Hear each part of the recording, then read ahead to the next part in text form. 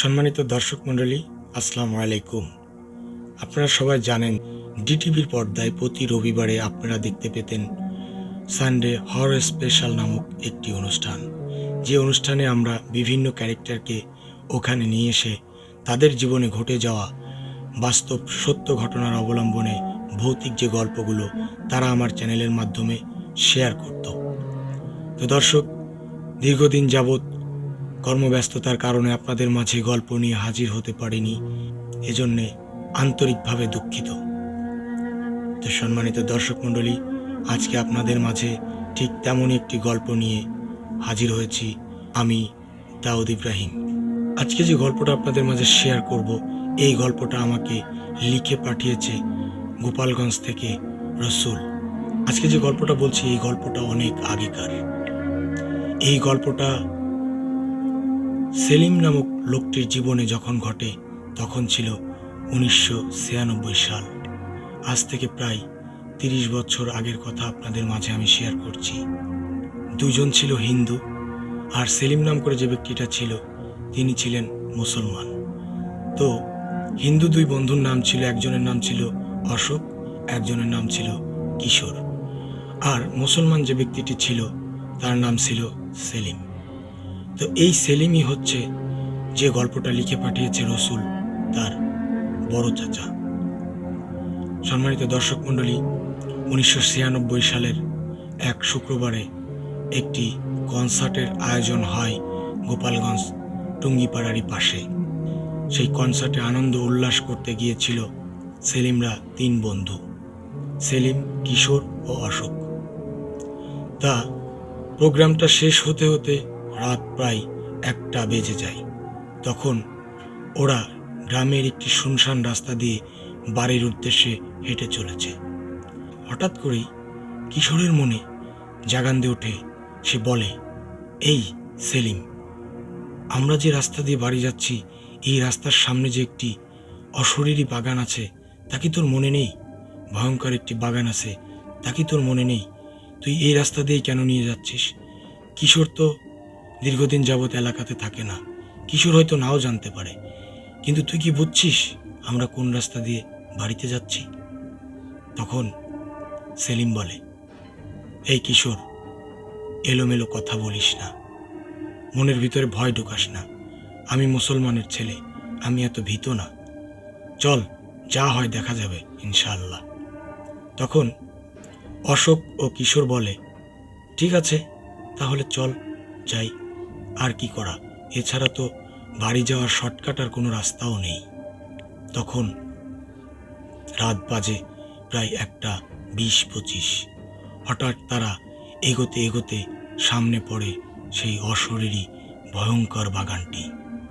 সেই বাগানের মধ্য দিয়ে যখন কিশোর, সেলিম ও অশোক হেঁটে যাচ্ছে, কিছু দূর আগাচ্ছে, ওদের মনের মধ্যে ভয় ভয় লাগছে। কিছু দূর আগাচ্ছে, আবারও ভয় ভয় লাগছে। অশোক, কিশোর এবং সেলিমের বাবা মা ছোটবেলায় ওদের কাছে এই বাগান নিয়ে অনেক গল্প বলেছে। অনেক এলাকার ময়মুরব্বীরাও এই বাগান নিয়ে অনেক গল্প বলেছে। সবাই বিকালের পরে আর ওই বাগানের রাস্তা দিয়ে বাড়িতে ফেরে না। 1996 থেকে আজ পর্যন্ত কেউ ওই বাগানের রাস্তা দিয়ে 3 জন, 4 জন, 5 জনও বাড়ি যাওয়ার চিন্তাও মাথায় নেয় না। তাদের মুরব্বীদের জীবনে ওই বাগানে অনেক ঘটনা ঘটে গিয়েছে, যে কারণে তারা ওই বাগানের রাস্তায় হাঁটতে কখনোই সাহস পায়নি। কি করে আজকে ভুল করে অশোক, সেলিম ও কিশোর ওই বাগানের রাস্তায় ঢোকে, তারপরেও কিচ্ছু করার নেই, একমাত্র শর্টকাট বাড়ি যাওয়ার রাস্তা ওই বাগানের রাস্তাটাই। তখন অশোক, সেলিম ও কিশোর আস্তে আস্তে তারা এগোতে থাকে। তাদের মনের মধ্যে হঠাৎ জেগে ওঠে বিভিন্ন রকম ভয়। তাদের মনে হচ্ছিল তাদের পিছনে কেউ আস্তে আস্তে তাদেরকে ফলো করছে। তারপরেও সেলিমকে যখন অশোক ও কিশোর এই কথাটা বলে, বন্ধু, আমাদের পিছনে যেন মনে হচ্ছে কেউ আমাদেরকে ফলো করছে, আমার মনে হচ্ছে যেন কিছু একটা আমাদের আশপাশ দিয়ে ঘোরাঘুরি করছে। অশোক এই কথা বলার পরে সেলিম বলে কাঁপা কাঁপা কণ্ঠে, দেখ অশোক, মনের মধ্যে আর ভয় ধরাস না তো বন্ধু, চল, বলেছি না আমি অনেক দোয়া কালাম জানি। তখন সেলিম আয়তাল কুস্তি পড়তে পড়তে সামনের দিকে এগোতে থাকে। কেননা সেলিম ছোটবেলায় মাদ্রাসায় পড়াশোনা করেছে, যে জন্যে তার কাছে আয়তাল কুস্তিটা মুখস্থ ছিল। হঠাৎ কিশোরের চোখে পড়ে যায় সেই ভয়ানক অবয়বটি। সে দেখতে পায় সাদা কাপড় পরিধানরত কে যেন একজন তার সামনের দিকে এগিয়ে আসছে। সে যখন নিজ চোখে এই বিষয়টি দেখতে পায়, তার বুকের ভিতরে আলাদা রকম একটি ভয়ের সৃষ্টি হয়। সে সাথে সাথে চমকে ওঠে এবং বলে, এই দেখ, সামনে যেন কি একটা সাদা কাপড় পরে আমাদের দিকে এগিয়ে আসছে। সম্মানিত দর্শক মণ্ডলী, তখন সেলিম আঁতকে ওঠে, সামনের দিকে তাকিয়ে দেখে সত্যিই কি যেন একটি অবয়ব তাদের দিকে এগিয়ে আসছে সাদা কাপড় পরে। যখন সে এটা দেখতে পায়, সাথে সাথে তাদের তিনজনের মধ্য থেকে কিশোর হঠাৎই অজ্ঞান হয়ে পড়ে। তখন সেলিম আর অশোক কি করবে? ভয়ে ভয়ে ওকে ফেলেই এগোতে থাকে যে কিছু একটা তো করতে হবে, অবশ্যই আমাদেরকে বাড়ি ফিরতে হবে এবং মওলানা অথবা পুরোহিতকে নিয়ে আবার এই বাগানের মধ্যে আমাদের আসতে হবে, আমাদের অবশ্যই কিশোরকে বাঁচাতে হবে। তখন ভয়ে ভয়ে দুইজন দৌড়াতে থাকে। আবারও তাদের চোখে পড়ে সেই অবয়বটা। সাথে সাথে সেলিম দোয়া কালাম পড়তে থাকে। সেলিম কি করবে দিক ঠিক না পেয়ে দৌড়াতে থাকে এবং অশোক ও কিশোরকে বাগানের মধ্যেই ফেলে রেখে সে দৌড়াতে থাকে নিজের যান বাঁচানোর উদ্দেশ্যে। সে চাচ্ছিল যে তাড়াতাড়ি কোনো একটা গন্তব্যস্থলে পৌঁছে সঙ্গে সঙ্গে সে কোনো একজন মওলানা অথবা পুরোহিতকে ডেকে ওই বাগানের মধ্যে ইতিহাস খুলে বলবে এবং তাদেরকে নিয়ে এসে অশোক এবং কিশোরকে উদ্ধার করবে। সেলিম বাগানের মধ্যে দিয়ে দৌড়াতে থাকে আর দোয়া কালাম পড়তে থাকে।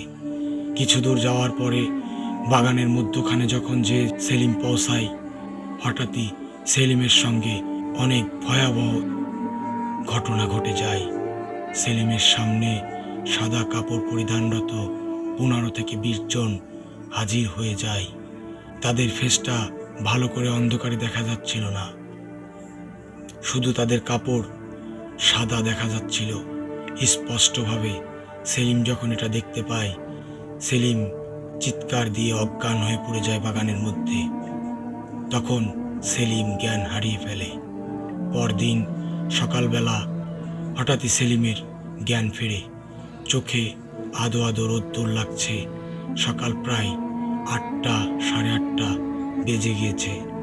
তখন হঠাৎ করে সে জেগে উঠেই তার মনে পড়ে অশোক ও কিশোরের কথা।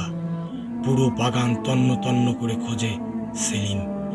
অশোক এবং কিশোরকে খুঁজতে খুঁজতে সামনের দিকে যখন সেলিম আগায়, তখন দেখতে পায় একটি ছোট্ট খালের কোণায় অশোক পড়ে আছে। অশোকের মাথাটা মাটির ভিতরে গাড়া এবং পা এবং দেহটা মাটি থেকে উপরে ওঠা। তখন চিৎকার দিয়ে আটকে ওঠে সেলিম। এরপর দৌড়াতে দৌড়াতে খুঁজতে যায় সে কিশোরকে। কিছু দূর আগানোর পরে দেখে একটি নিম গাছের দোডালার মধ্যে কিশোরের মরদেহটা পড়ে আছে।